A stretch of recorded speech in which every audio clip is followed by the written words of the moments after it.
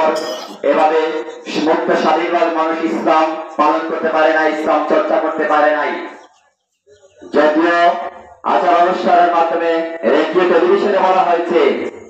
ইসলাম অনুসরণ করা হচ্ছে, খুব ঘটা করে ইলেকশন আসলে পরে আমরা দেখতে পেতাম ধোকা দেয়া এর চাইতে বড় ধোকা আর কিছু ক্ষমতায় গিয়ে